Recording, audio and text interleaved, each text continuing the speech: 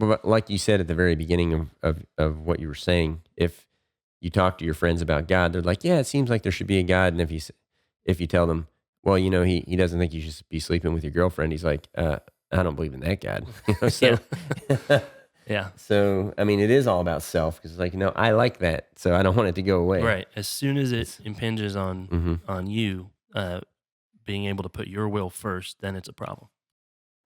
Making God the organizing principle of your community, the reason that it works is because he is the true God.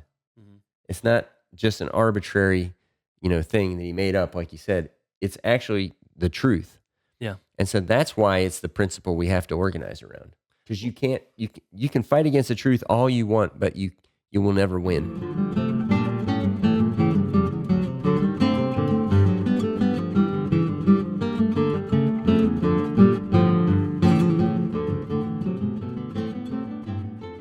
Welcome to Biblocus, where the Bible intersects with your life. I'm Timothy. And I'm Caleb. And you're listening to Bible Discussions, the forum where we explore biblical topics that are relevant to your life. Today we are continuing our series on the 10 Commandments. And in this episode, we're going to look at the first commandment, to have no other gods before God. Now, I have thought about teaching the 10 Commandments for a long time, and because I really feel like they'll solve almost all the problems of our society, school shootings, abortion, all those issues that come up all the time. It occurs to me that if we would just follow the 10 Commandments, it would solve all those problems. But as I have thought about teaching them, I've thought, well, that's great if I start with honor your parents and move on down the line after that, don't commit murder, don't commit adultery, don't steal. Those are things I could probably get the vast majority of people to agree upon. Maybe not even the honoring your parents anymore. Possibly not, but I think a lot of people would still think that was a good thing to do. But you could at least have a good conversation about it. But the first four, they're so theocentric. There's so much about God that I was concerned, like, how do I have the conversation in a secular society that's written off God? And so for a while, I thought maybe I could just skip the first four and just talk about the others and get some consensus around that. But the more I thought about it, the more I realized that the first four are really fundamental and essential to being able to put the others into practice. Now, Caleb, you're the historian, but you're also younger than me. And so you've grown up in a culture and gone to school with a bunch of people who may or may not have believed in God the way the people believed in God when I was a kid. So we're pretty much terrible. Huh? I said we're pretty much terrible now. Well, how do you assess your generation's view of the 10 Commandments, especially the first commandment? Yeah, I do think one thing that gives me hope is most people, just the average person that I would talk to my age, they'll say, well, I mean, it doesn't make sense that all this came from nothing. So I think there's a God, but I don't want to go to church, don't want somebody telling me what to do. I'd say we're almost deist, that, well, there's a God who pushed the start button on everything, and then he just kind of left. Yeah, the watchmaker God. Yeah. He made the watch, started it running, but then he took off. Yeah. So they're not necessarily opposed to there being a God, but then, if he wants them to like stop sleeping with their girlfriend or something, now they have to do something, and all of a sudden, we rebel against it. Yeah. So there is definitely still a problem there. Once you start trying to like dogmatize anything, then people they want to push back or stop listening altogether. Yeah. Well, that makes sense. Yeah, until it becomes personal to them. It's like if you want to talk about it in the abstract, that's fine. But when it becomes concrete and it affects my life, then I don't like your sermon anymore. Yeah. All right, so maybe before we start talking about this, why don't we read the first week? We already did the intro last week, but let's read the first commandment again. We'll start from the top and kind of, just read right into it. So Exodus 20, verses 1 through 3. And God spoke all these words, I am the Lord your God who brought you out of Egypt, out of the land of slavery. You shall have no other gods before me. All right. So yeah. What do you think about those same kids, their modern view of this first commandment, the views of deity? Yeah, I mean, one place where our modern mind immediately trips up here is, well, great. I don't go to the temple of Zeus or, Baal or something. I don't do any of that. I mean, may not go to church either, but it's Yeah. like, oh, I don't have another false god that I worship. And I think it's helpful to think about what all those ancient gods represent, right? I mean, you hmm even still have theologians or preachers now who will talk about Mammon or Moloch, and what they're saying is Mammon is the god of greed. So if you're driven by greed, you're still a Mammon worshiper, and all these things you're still worshiping those same old gods, even though nobody like carves a statue for them and builds them an altar anymore. Yeah. So if you're going to the bar, that's not much different than, worshiping Dionysus, the Greek god of wine, or hmm or Bacchus or something like that. Um, going to the gym to if it's all vanity, that you're obsessed with building your own body, it's not much different than like trusting in Mars as the god of war and strength in battle or something like that. hmm And so we can still do all these things. We've ripped the face off of it and pretend that it's not still there. Yeah. Or the other thing was like, well, I don't believe there are any gods, including the God of the Yeah. Bible. So I promise not to put any other gods above him. I put them all at the bottom of my list of things that are relevant to me. Yeah. And, I promise not to elevate any of those other fake gods Yeah. above Sure, your he fake can be God. first on the list of things that don't exist. Yeah, exactly. So, I Yeah. mean, there's this modern view of deity that it just doesn't exist. Mm. And that leads to the modern view of humanity, is like, why should we subjugate in a humanist view? Mhm. We are the pinnacle of Right. culture. We should put ourselves first. We made God, so we can unmake him. Yeah, exactly. Yeah, and also just if we're going to try to structure our civilization, we'll do it with our mind power, Yeah. and we will craft the best society ever, not this silly society structure in the Bible. Yeah, and it's even opposed to our society. I mean, you'll hear a lot of talk that, well, liberalism and Enlightenment philosophy is incompatible with Christianity, and certainly some of the philosophers were very anti-Christian or anti-church. hmm Um, and maybe there's a conversation to be had there, but I mean, like in America at least, all of the founders wrote about how for their republic that they had designed to work, it needs a religious, moral, and informed populace hmm to be the ones running it. The rights, the famous in America, that's our favorite part of the Declaration, is we hold these truths to be self-evident that all men are created equal and endowed by their Creator with certain unalienable rights. Their rights come from God. I actually heard a few weeks ago, if you listen to like a corporate media news channel, they'll talk about that as a Christian nationalist opinion hmm that Yeah. our rights come from God, Yes. and it's like, well, then I guess George Washington was a Christian nationalist according to them. Yeah, they're trying real James hard to make that a Madison and pejorative comment, yeah, Christian nationalist. Like yeah. Well, there's yeah, certainly a there type is. of Christian nationalism that is really just America worship. Yeah, You know, yeah. Yeah, um, but they're trying to tie these things together and saying the problem is the yeah, Christian part, right. not that you're a nationalist. But the important But thing there is all of these rights come from God, and this modern idea of self that we have is opposed to that. Everything starts with me. Like my starting point for how to interact with the world and build my worldview and what the perfect society would look like. I always start with me, hmm and God says, "Hey, how about you start with me first?" Because we're not. I mean, we're not self-sufficient. We're not independent. Like I only exist. We're not all, no man's an island. We're not all these little islands floating around and then we agree in like a social contract to interact with each other and with a government. Like that's not what's happening. Like you are formed out of this interwoven fabric of people and society that already exists. You only exist because your mom and dad came together in more ways than one, and you only developed off of the literal, like physical development from your mother.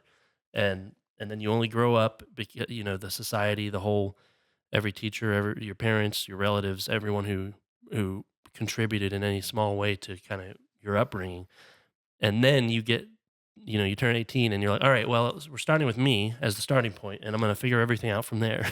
It's like Back to our episode 0. ignore the context of everything that went into you even being possible, and now as kind of a more or less matured and intelligent moral agent, like you have to take in all that context. It's like if you rip the first half off of a book, and you're like, all right, we're starting with chapter 15. That's the first. That's the first chapter now. Yeah, It's like, why are any of these characters doing what they're doing? Go back to our Bible discussions playlist on the YouTube channel and go back to episode 0. We spent half an hour talking about this on there. So, this is if we put God first before everything, then that means we can't put ourselves first, which is good because that is just objectively not true. I'm not the beginning point for my interaction with the world. It's actually I'm dependent on the people and God and the world around me. Well, like you said at the very beginning of what you were saying, if you talk to your friends about God, they're like, yeah, it seems like there should be a God. And if you tell them, well, he doesn't think you should be sleeping with your girlfriend, he's like, I don't believe in that God.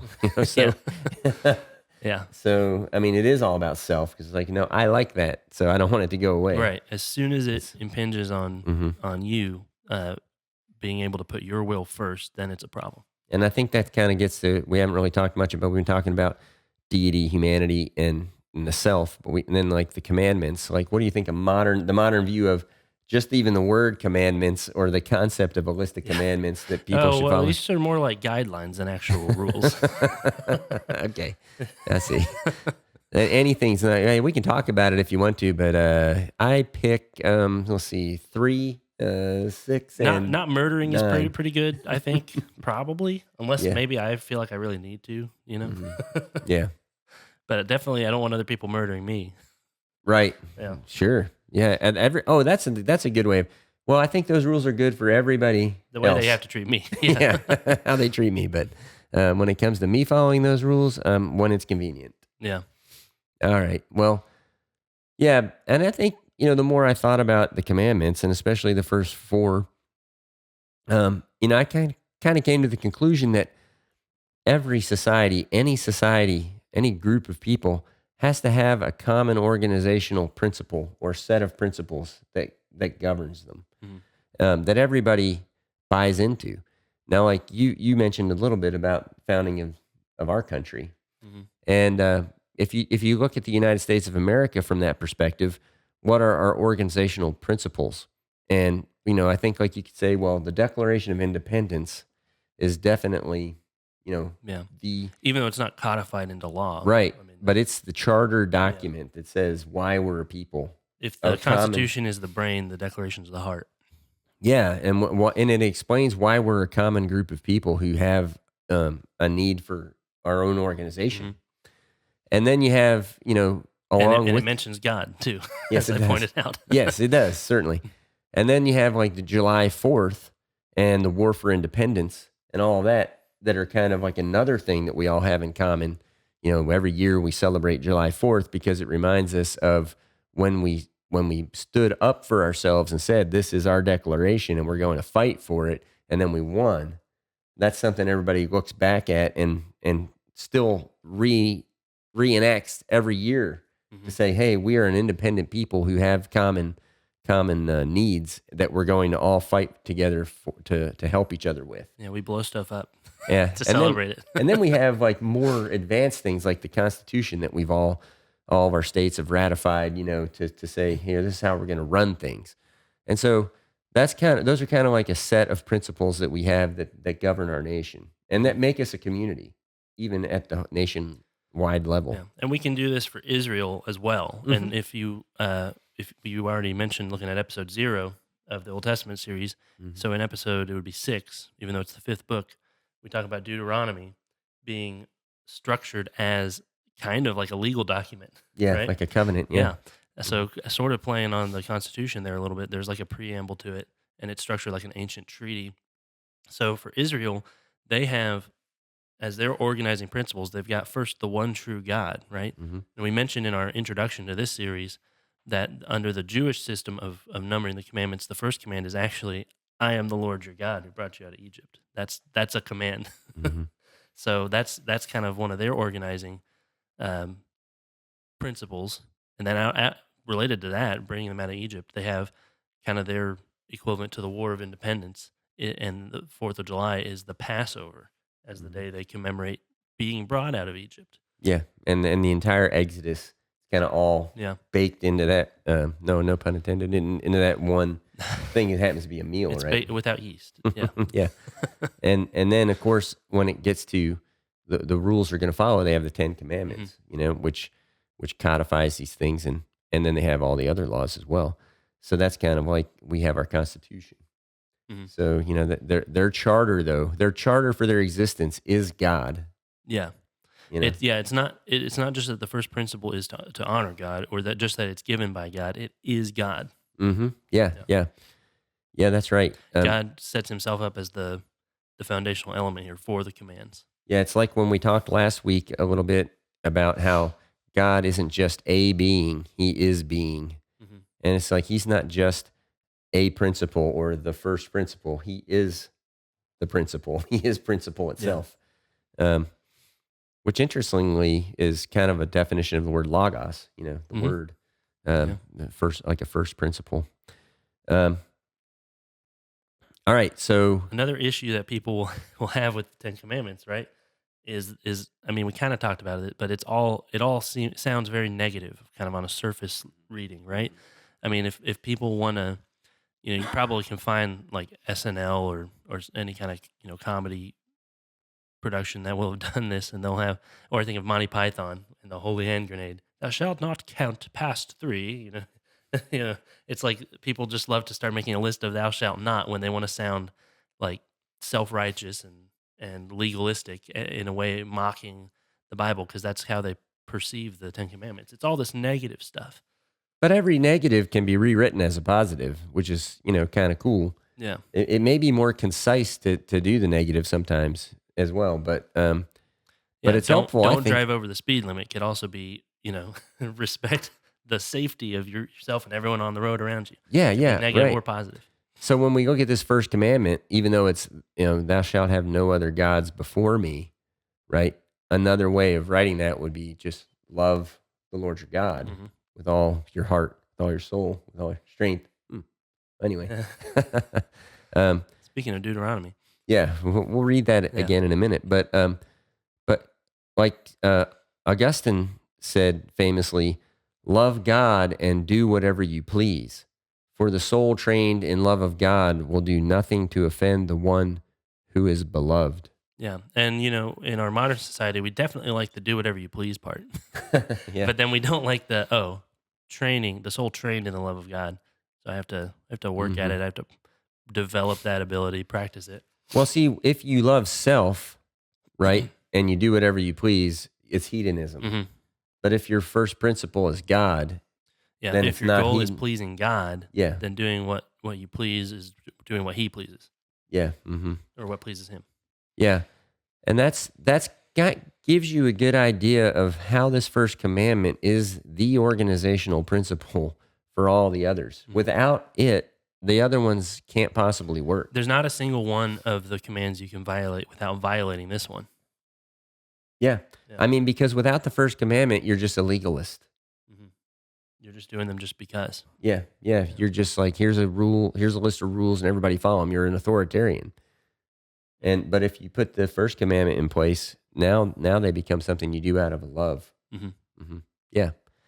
So if you make God, right, the organizational principle of your life, and you make him the organizational principle of your community, then you have this positive, rule that spurs you forward to follow the others. Now, so why use the negative then? Why say, thou shalt not have other gods instead of just love the Lord your God? Well, I think it's because stating commandments like this that have impact on the community, have impact on social structure and the behavior of individuals, it implies that there's got to be consequences around these principles, right? If you Yeah. don't organize around this principle, then there has to be ostracization or whatever, that there's the negative conveys that, right? That it's not just a nice idea to organize around, Yeah. If but anything is it's, worth doing, then there's something given up if you don't do it.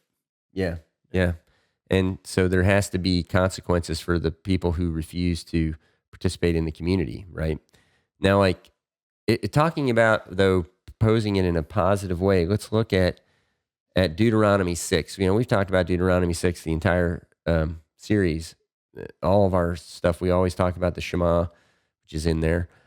But let's read the whole chapter because it paints a picture of a community that's based around this organizational principle. So Deuteronomy 6, 1 through 25. These are the commands, decrees, and laws the Lord your God directed me to teach you to observe in the land you are crossing the Jordan to possess, so that you, your children, and their children after them may fear the Lord your God as long as you live by keeping all his decrees and commands that I give you, and so that you may enjoy long life. Hear, Israel, and be careful to obey, so that it may go well with you, and that you may increase greatly in a land flowing with milk and honey, just as the Lord, the God of your ancestors, promised you. Hear, O Israel, the Lord our God, the Lord is one. Love the Lord your God with all your heart, and with all your soul, and with all your strength. These commandments that I give you today are to be on your hearts. Impress them on your children. Talk about them when you sit at home and when you walk along the road, when you lie down and when you get up. Tie them as symbols on your hands and bind them on your foreheads. Write them on the doorframes of your houses and on your gates. When the Lord your God brings you into the land he swore to your fathers, to Abraham, Isaac, and Jacob, to give you, a land with large, flourishing cities you did not build, houses filled with all kinds of good things you did not provide, wells you did not dig, and vineyards and olive groves you did not plant, then when you eat and are satisfied, be careful that you do not forget the Lord, who brought you out of Egypt, out of the land of slavery. Fear the Lord your God, serve him only, and take your oaths in his name. Do not follow other gods, the gods of the peoples around you. For the Lord your God, who is among you, is a jealous God, and his anger will burn against you, and he will destroy you from the face of the land. Do not put the Lord your God to the test as you did in Massah. Be sure to keep the commands of the Lord your God and the stipulations and decrees he has given you. Do what is right and good in the Lord's sight, so that it may go well with you, and you may go in and take over the good land that the Lord promised on oath to your ancestors, thrusting out all your enemies before you, as the Lord said. In the future, when your son asks you, what is the meaning of the stipulations, decrees, and laws that the Lord our God has commanded you? Tell him, we were slaves of Pharaoh in Egypt, but the Lord brought us out of Egypt with a mighty hand. Before our eyes, the Lord sent signs and wonders, great and terrible, on Egypt and Pharaoh and his whole household. But he brought us out from there to bring us in and give us the land he promised on oath to our ancestors. The Lord commanded us to obey all these decrees and to fear the Lord our God, so that we might always prosper and be kept alive, as is the case today. And if we are careful to obey all this law before the Lord our God, as he has commanded us, that will be our righteousness. So it's pretty obvious when you read that chapter that God intended for himself to be the organizing principle for the community. hmm Yeah, and there was a promise in there about that at the beginning. Hear these commands that you might live long in the land. That's kind of a reference to the command to honor your father and mother, that you may live long in the land. Right? There's a Yeah. promise associated with this, but then there's a promise or a curse. hmm In verse 15, where he says that you'll be destroyed from the face of the land if you don't keep them. Yeah. Yeah. And so it's a warning to the entire community, right? But it also applies to the individual level, like we just talked about. So you either, if the whole community goes awry, then you're just going to be cast completely out of the land. hmm So if an individual decides to buck the system and say, I'm not going to play by the rules everybody else does, you have to ostracize that person. You have to say no. If we allow one person, to say, hey, this is dumb, there's not really a God, then eventually, you end up the whole community being hmm corrupted. And so I think that was kind of the idea behind it, was start young, and train children as they grow into these principles Mhm. so that the vast majority of people, with very few exceptions, will be believers in There's this. kind of, when he says, when your son asks you, why do we do this and why do we do that? There's kind of a command here. Don't just say, because I said so. That's true. Yeah. It reminds me of Peter saying, be ready to give a reason for the hope that you have. Well, yeah, that's kind of a corrective too, because if you're saying, well, you need to ostracize people who don't believe this, and so if a kid asks a question, you go, just get out of here. It's okay for a kid to ask a Yeah. question, just answer him. But it's saying keep the reasons in mind, not just the practices. Mm-hmm. I mean, Yeah. it's like various churches, various denominations. Maybe you have like a teenager who's like, well, the Baptists do it this way. Why do we do it that way? Well, that because we're Presbyterian. Like that's not an answer. you know. So it's Yeah. it's those kind of it's like you need to both know the reasons here and be able to pass them on. That's true, and so it gives you these guidelines for how do you keep God first in your community, okay? And so, well, number one, you put Him first in your own life. Mhm. And by the way, this is the Shema. In case nobody, that was Yeah, the Shema, Deuteronomy yeah, 6. yeah, Yeah, yeah. You put Him first in your own life, right? And then, which is the first commandment, you teach your then you children how to teach your put him children to first. do Yeah, that. and And that's as we've talked about so many times. That's what our society has failed to do in the last few decades, or maybe mhm. even longer than that. We've been building up because now, no, like people my generation typically, we we don't want we don't want this, right? Mhm. Because there's not for most people there's no clear reason why. It's just because I said so. Do these things, don't do those things. Yeah. And if there's not a if they don't see a reason for it, then I mean, who can blame them? It sounds kind of demanding and controlling if there's no reason behind it. Yeah. Yeah. But that's why, and then also, how can you hold other people accountable if it's just some arbitrary whim? But if it's the real, true God that Hmm. that you're calling people to follow, then it's okay to hold people accountable because it's something objectively outside of everyone else. Hmm. We'll talk about that more with the second and third commandments. But and then so yes, you have to hold each other accountable. That's the third thing. And then finally is you remember your shared history with God, which is also in this passage talking about how he brought you out Yeah, and saved you. that's So the answer he says to give to the children that's right. because we Yeah. were in the land of slavery. Mhm.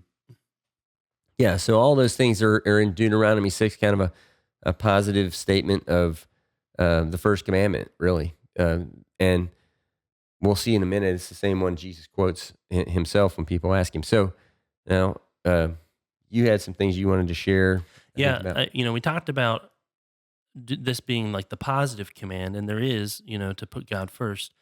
And Jesus will quote Deuteronomy when he says, "Love the Lord your God with all your heart, soul, mind, strength, and all that." But you might have noticed, and this is another one of those things that people pick up on in the modern world, and they say, "I don't like that part."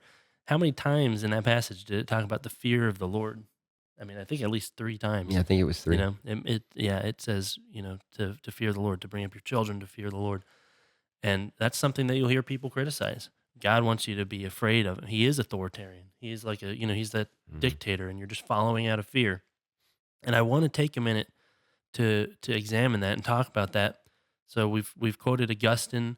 Um, I want to draw on Martin Luther here, the way that he teaches the first command.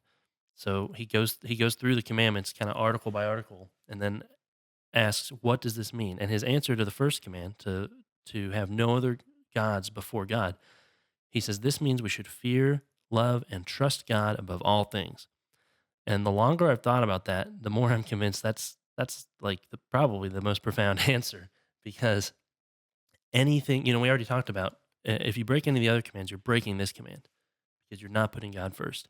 Any sin you could commit at its root, it has that you're afraid of something, or you're loving something, or trusting in something other than God. I mean, you might be afraid of a lack of control, of feeling like you're not in control. And that might be why you trust in money, right? Because you think, oh, I'll have security. If I have enough money, I'll have security. Because you're afraid that if you're poor, you won't have any security, as if God can't keep you secure, Mhm. right? So you're not trusting him. and you're putting your trust in something else, and you're more afraid of you not having control than you are of the God who has everything under control. And that's just one example. But I mean, if you apply that to anything you struggle with Hmm. personally or any other sin you can think of, one or all of those things, fear, love, and trust are at the root. We're afraid of something. We're trusting in the false promises of something else. And so the fear of God is simply because actually he's the only thing worth being afraid of, right? He doesn't want us to be afraid of him in a punitive, harsh kind of a way, but it's, should I be afraid of not being in control? Should I be afraid of not being accepted, right, by the community? Should I be afraid of, the one who can kill the flesh, but can't? Should I be afraid of losing my life? God says no to all of those things. No, you're not. You should not be afraid of those things. The moment you begin to be afraid of them, you start to put something before God. And Hmm. if you reject God, now you should be afraid of him. He's the only thing that actually is scary because he can handle all the other stuff. Yeah, very often when I pray, I'll use the ACTS method. I think I might have mentioned this before, but the four letters of the word ACTS, adoration, confession, thanksgiving, and supplication. So I like it because you start with adoration. So you start with the veneration of God and putting him in the highest place. And I think that's a good thing to do mentally on a daily or more than daily basis, on a frequent basis, to remind yourself that God is the highest thing, and you adore him, and you venerate him above everything else. Yeah. Then you can move on to your other things, whether it's confession, thanksgiving, or supplication, which we usually associate Probably with need our all of prayers. them. Yeah, We probably need to do all of them at all times. yeah. But a lot of times, instead of bringing the laundry list to God, I think the first step is to say, "Wait, who am I talking to here?" Yeah. And I want to provide some actual verses here to back up what I was talking about there, and what Martin Luther, the way he kind of frames that first command. So in Psalm 111, verse 10, this is one of the more famous verses, especially when talking about this. The fear of the Lord is the beginning of wisdom. All who follow his precepts have good understanding. To him belongs eternal praise. There's that adoration you were talking about, right? Hmm. Hmm. And that's something that's often quoted, the fear of the Lord, as the beginning of wisdom, all through the Psalms and the Proverbs. I mean, it honestly Hmm. wasn't hard for me to find a verse talking about the fear of the Lord in this way. It was just picking which one to go with.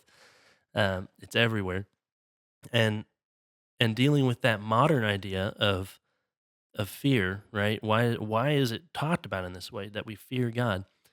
Another famous verse in First John chapter 4, well, two verses, 18 and 19. John says, "There is no fear in love, but perfect love drives out fear, because fear has to do with punishment. The one who fears is not made perfect in love." And then verse 19, "We love because he first loved us," right? And we love because he first loved us. It's like the commandments being given, because I'm the God that brought you out of slavery in Egypt. And in the New Testament writers will equate that with Jesus bringing us out of slavery to sin. Hmm. That's why, that's the reason, that's the principle for following these other commands. They're done out of love. And again, like I was saying there, it's not that we're exactly afraid of God when we're in his kingdom, but it's that if you stop trusting in him, if you Hmm. don't make him the one thing that's actually to be feared, now actually you should you should be afraid of him because you're rebelling against him. And he's the only thing, unlike, money or sex or drink or any other sin, that actually can overcome those things. Those things can all overcome you. You can make yourself a slave to them, but he's the God who brought you out of that slavery. So who's got the greater power here? And as John says, there's no fear in love. If we're loving God, if we're in that relationship with him, then it's not that we're afraid. It's just that he is the fearsome thing. He is the one and only Hmm. terrible, awesome in the older sense of those words thing. Yeah, And yeah, then that's good. finally, in Psalm 145, verse 13, this is to deal with trust there, because we're to fear, love, and trust God. Psalm 145:13 says, "Your kingdom is an everlasting kingdom, and your dominion endures through all generations. The Lord is trustworthy in all he promises, and faithful in all he does." I mean, I love you have trustworthy, promises, and faithful right there. Uh, that's what we trust in. We can trust in God. That's what we can trust His law to be good, His commands to be good. Well, that's why you can appeal to common history that we have of the ways God's provided for us in the past. And that's why He starts it out that way. Mm-hmm. Like, look, I didn't save you out of that, so I could then, like, pull a fast one on you in the desert. Like, yeah, I got you guys out of there now, Well, like our takeaway from last week, is that God loves us, He created us, and He saved us, and therefore He will instruct us. Yeah. He instructs us because He loves us. He didn't just pull us out of slavery, so to speak, since we weren't really the ones in Egyptian slavery, but He didn't just save us and then to just leave us floundering around, but to give us guidance. So it's kind of interesting to kind of take a look at what Jesus says about the first commandment, when He's asked about it. So in Matthew 22, verses 34 through 40, it says, hearing that Jesus had silenced the Sadducees, the Pharisees got together. So they could be silenced. Sorry. One of them, an expert in the law, tested Him with this question, Teacher, which is the greatest commandment in the law? Jesus replied, Love the Lord your God with all your heart and with all your soul and with all your mind. This is the first and greatest commandment. And the second is like it, love your neighbor as yourself. All the law and the prophets hang on these two commandments.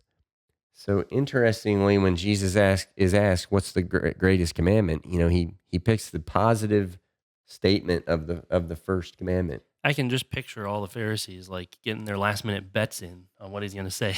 They're all like, "Oh, it's going to be this one. This is my favorite commandment." Yeah. Well, he chooses this positive restatement from Deuteronomy and Deuteronomy 6, which we just read, which is all about God being the organizational principle of your community. And so that's what he says is he leads with is, you have to organize everything around God. Yeah, and all the law and the prophets hang on these. Like we found with especially the minor prophets, all they're doing is calling everyone back to the covenant, back to their relationship, their love with God. Yeah, and I still think too. Like I think all the time about episode 4. I think it was Numbers. Yeah. No, it would be 5. Episode 5. Yeah, because it's one off. No, episode 0. No, it's episode 4. It's the 5th episode, but the numbers are off. Oh, yes. I'm sorry. Well, I probably said that wrong earlier then about Deuteronomy. Episode 4, God with Us, which was our Numbers episode, still one of the most challenging episodes for me, and haunting to me because I have to keep living it, since I teach it.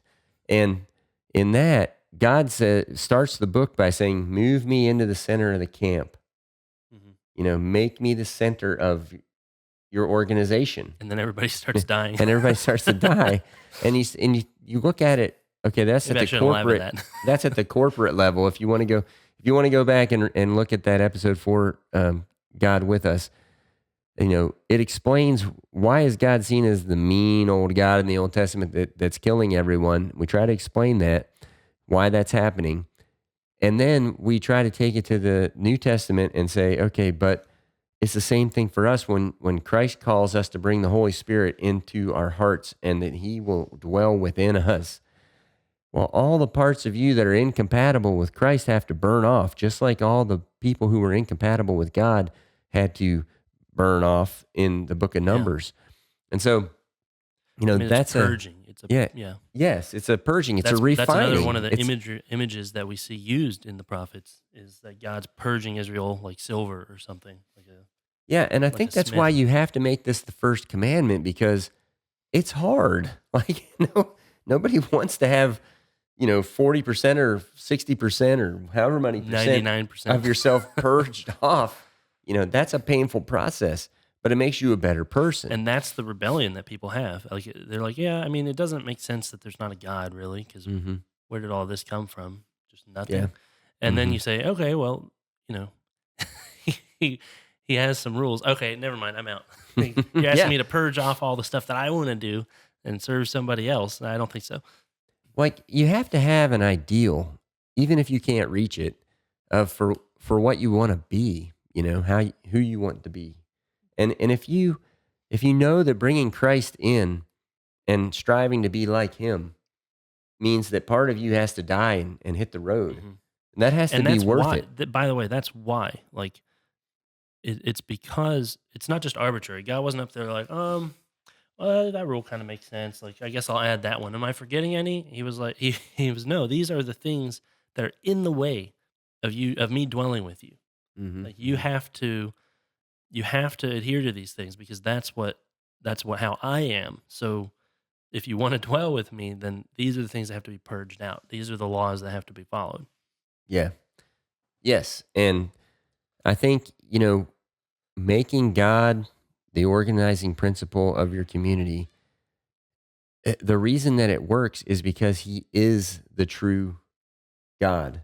Mhm. It's not just an arbitrary, thing that he made up, like you said. It's actually the truth.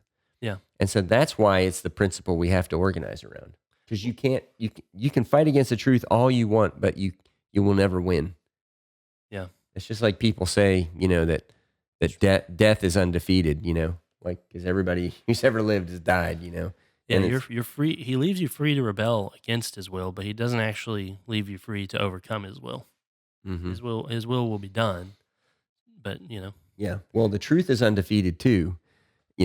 It's never lost, yeah. and that's why um, restating these as positives can be good, and that's what Jesus is doing here with the first commandment and with this second command that he gives. He quotes Leviticus 19:18: "Do not seek revenge or bear a Hmm. grudge against anyone among your people, but love your neighbor as yourself. I am the Lord."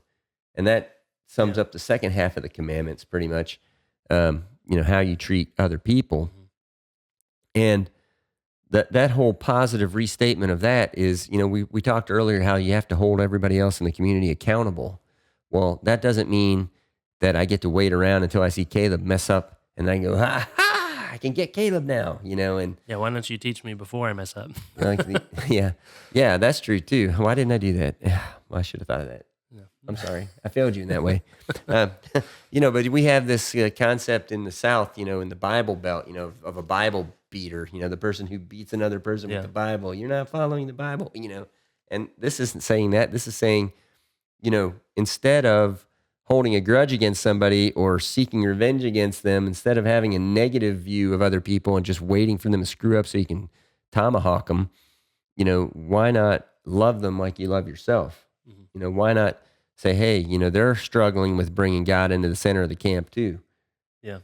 and there's part of them burning off, and that's not a pleasant experience. I need to treat them with love and help them through this refining process that God's doing in their life.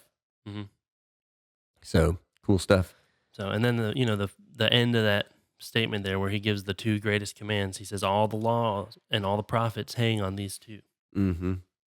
Yeah, and we saw in our study of the minor prophets how they were constantly calling us back to the Hmm. 10 Commandments. Yeah, I love quoting G.K. Chesterton, but you actually found a couple Yeah, Chesterton that's quotes. true. Yeah, I thought these were really good. I was looking up. Chesterton has said that the truth is that the curtness of the commandments is an evidence not of the gloom and narrowness of a religion, but of its liberality and humanity. It is shorter to state the things forbidden than the things permitted, precisely because most things are permitted and only a few things are forbidden.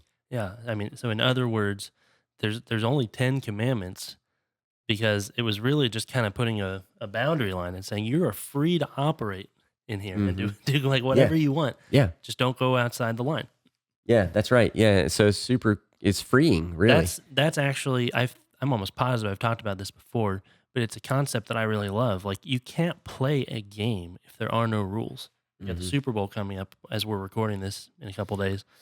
If they just decided, you know what, there's no out of bounds lines anymore. Like, it's like, okay, so I'm just gonna run over to Toledo until they lose track of me, and then I'll come back and Well, you know. actually, was it also Chesterton who had the thing about children playing Yes, he said on a plateau yeah, with he talks with about cliffs on the sides? like creeds and confessions and laws in a religious sense as being like a fence around like an island cliff, and the church is a bunch of children playing in there, And once somebody goes down and knocks off the commands, like all the children just huddle. You either huddle in the middle, terrified, like puritanical. You can't do that because you might have fun, Maybe you would get close to the Yeah. edge, or you say, "Hey, there's no rules," and then you'll fall off the edge. Yeah, yeah, because the concept is you're on a plateau with sheer cliffs and there's Yeah. walls. And as long as there's walls, everybody's like, oh, this is great. We can do whatever we want, play around, have a game. Your ball doesn't fall off the cliff, whatever. Yeah, And then if you knock all the walls down, Yeah. now it's perilously dangerous to do anything. Yeah, but even like there's this concept that rules and freedom are juxtaposed. That's not true. I guess it's kind of like a bell curve. At a certain point, it's true. But like Peter Kraft, who's a philosophy professor, he likes to play this game with his students where he says, "Hey, let's play a game." And they say, "Okay, you go first." And they're like, "What? Well, what game are we playing? What are they asking there? What are the rules? What are the limitations? What are the guidelines? Is it chess? I only have 64 squares and 16 pieces to work with. And now I can start figuring out something to do because I know the limitations. If it's just, well, it's anything you want, like you're frozen because you can't do anything. Yeah. So once we actually have some limitations, then we can operate freely inside that.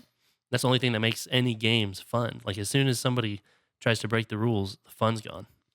So now here's another thing that Chesterton said. This one's shorter, so he actually learned from his previous one where he said that curtness was a good thing. This one says, if men will not be governed by the 10 commandments, then they shall be governed by the 10,000 commandments. Yeah.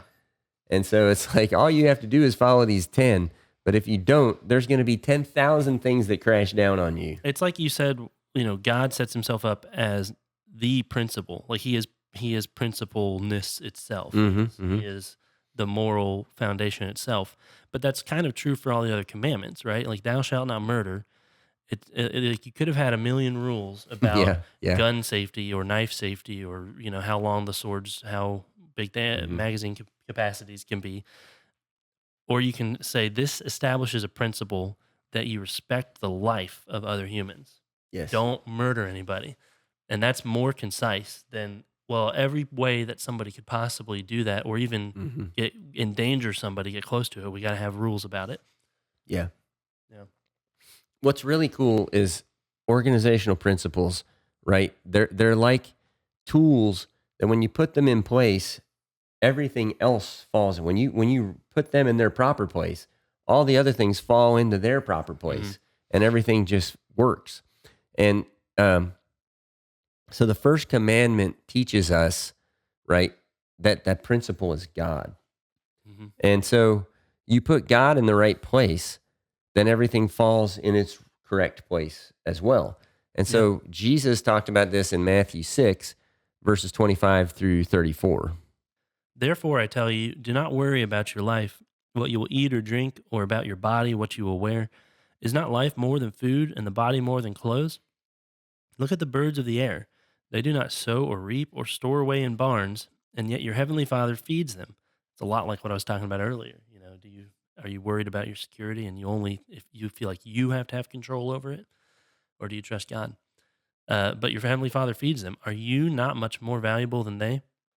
Can any one of you, by worrying, add a single hour to your life? And why do you worry about clothes? See how the flowers of the field grow? They do not labor or spin.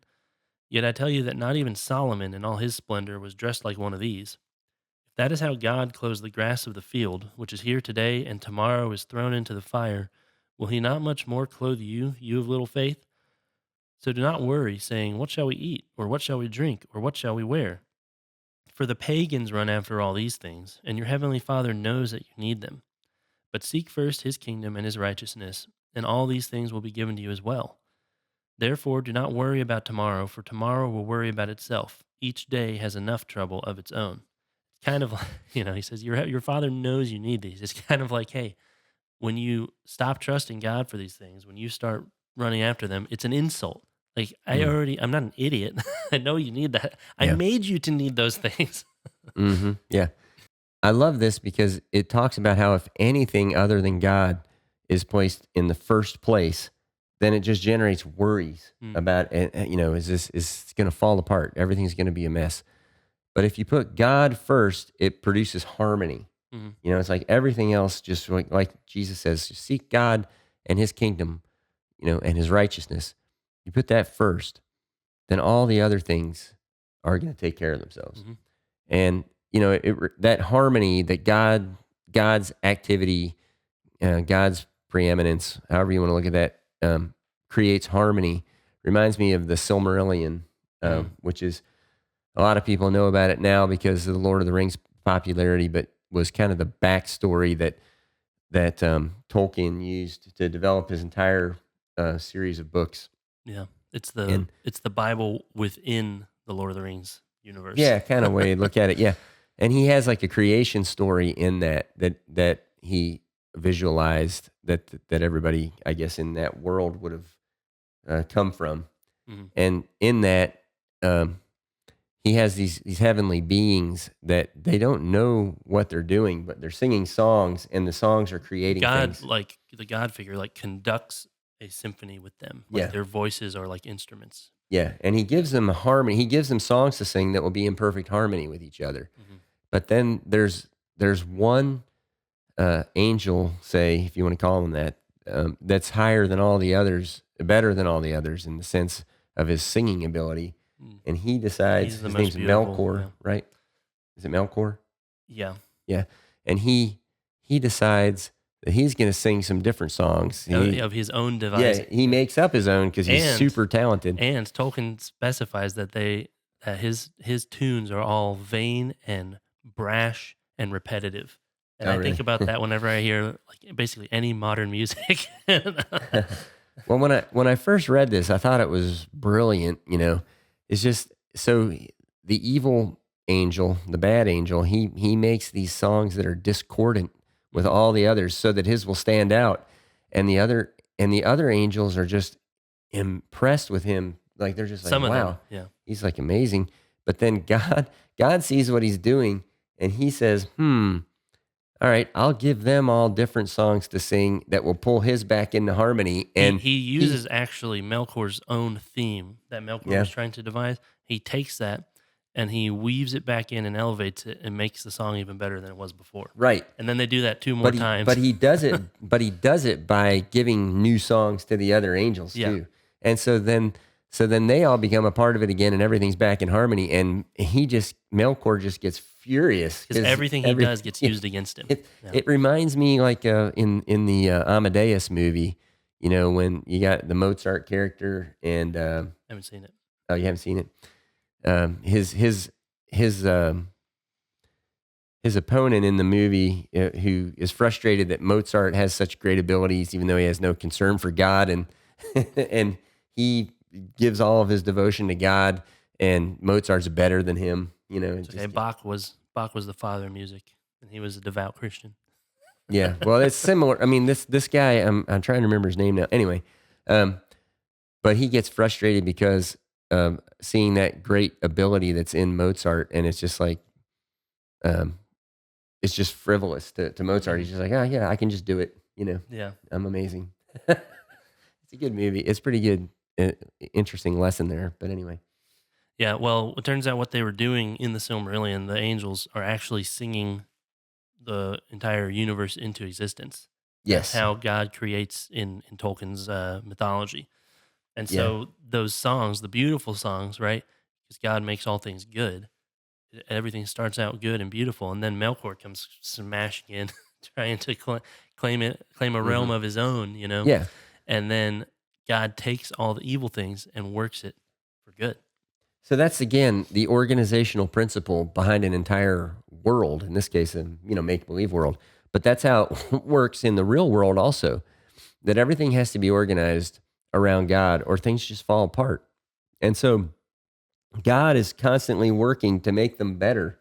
Even when we sin, he's taking, just like in the crucifixion is a great example, like where evil forces said, we'll kill the Son, and that'll be the end of this mess.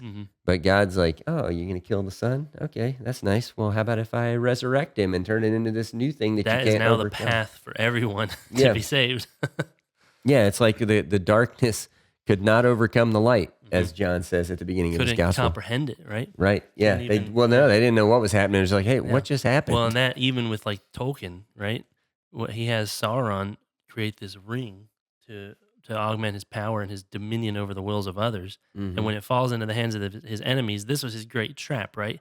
He's like, oh, see, the problem is they all are going to have this lust for power and it's going to consume them. So I'll always be able to find the guy who's got it. And since I'm immortal, eventually I'll get it back. But he can't conceive of the fact that they might possibly think, let's actually destroy it. Let's not. Mm-hmm. He's totally selfish. So the darkness can't comprehend the light. It doesn't even occur to him that they would get this thing and not immediately think, how do I use this to my advantage? like Mm-hmm. Yeah. until the last moment. And that's, it's a fictional world, of course, but Tolkien is taking real principles, Yeah. biblical principles, and things that make sense in real life, and he's Yeah. illustrating them in his When stories. when we bind ourselves to the things of this world, and make other things our God, and we Mhm. bind ourselves to them, it's like, this is my God. We're thinking that it gives us Yeah. mastery, But but when it's destroyed, so are we. Is what, we're being yeah. enslaved. Yeah. Mhm. All right. So we always like to kind of head toward Revelation Mhm. when it has something to say about what we're talking about. And so in Revelation 2, verses 1 through 7, this is the letter to the church in Ephesus. It says, "To the angel of the church in Ephesus write, these are the words of him who holds the 7 stars in his right hand and walks among the 7 golden lampstands. I know your deeds, your hard work, and your perseverance. I know that you cannot tolerate wicked people, that you have tested those who claim to be apostles but are not, and have found them false. You have persevered and have endured hardship for my name, and have not grown weary. Yet I hold this against you. You have forsaken the love you had at first. Consider how far you have fallen. Repent and do the things you did at first. If you do not repent, I will come to you and remove your lampstand from its place. But you have this in your favor: you hate the practices of the Nicolaitans, which I also hate. Whoever has ears, let them hear what the Spirit says to the churches. To the one who is victorious, I will give the right to eat from the tree of life, which is in the paradise of God." You listen to that description, like, you can probably think of people, maybe relatives or churches you've been to before that fit that so perfectly. Like hard work, perseverance, and zero tolerance for wicked people, right? Uh, Perseverance, not Mm-hmm. growing weary of enduring for the sake of God's name, but there's no love. It's all like, yeah, we're doing this. This is what we're supposed to do. It's the right thing to do. These are the rules, and Mm-hmm. they've forgotten the love that they're supposed to have for Yeah. God and for their neighbor. Yeah, and they've let God slip from his place at the top, Hmm. and slide down or out of the picture. Yeah. So I hope you have, you know, concurred with us as we kind of built this picture of how the first commandment is the basis of all human community, and why it has to, and why God has to stay at the top, in the top spot, and there's no other solution. There's no other way to structure human communities other than around God and His truth. And now, so this gets us to our 10 words takeaway, right? Hmm. Which is, nothing works without God. Yeah, that's a negative statement. so, so that's kind of illustrating our point from the It's lesson. yeah, it's So true. let's restate it positively. I'll let you do that. Yeah, it's Ken. true. But like we said, it could a negative statement or a positive statement. They can reflect each other.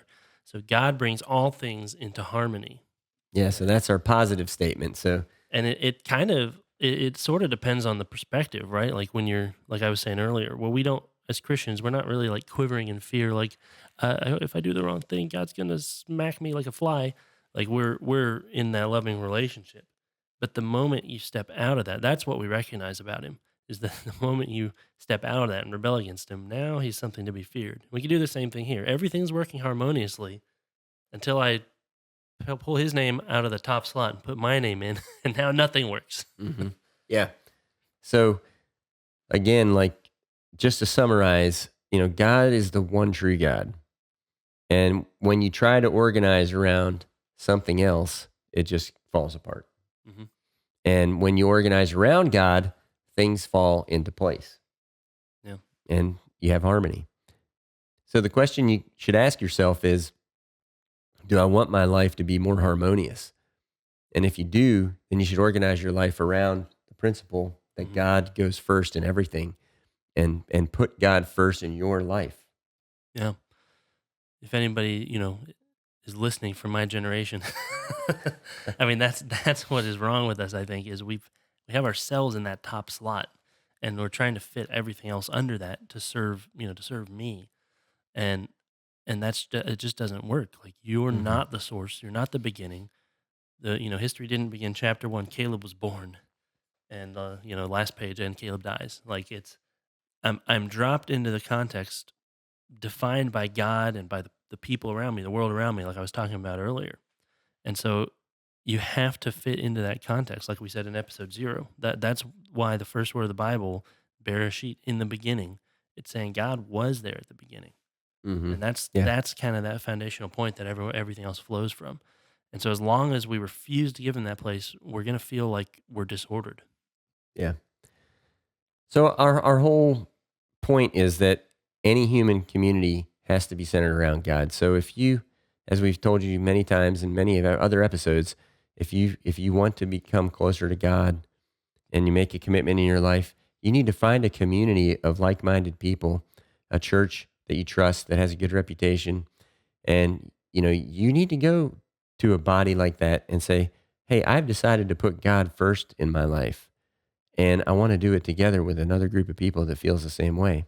And so, I mean, that should be something that they're eager to hear and want to help you with. Hmm. So you need to find a community of people that are like-minded, that you can share in that with. So um, that's what we encourage you to do. If you're feeling moved by these lessons, and we're going to continue on with those, with moving into the second commandment next week. So he's Caleb and I'm Timothy, and thank you for listening to Bible discussions on Biblocus, where the Bible intersects with your life. Please consider subscribing to our channel to help support our efforts. All scripture quotations, unless otherwise indicated, are taken from the Holy Bible, New International Version, NIV, copyright by Biblica Inc., used by permission of Zondervan, all rights reserved. This program is copyright 2025 by Timothy Klingerman. God bless all of you.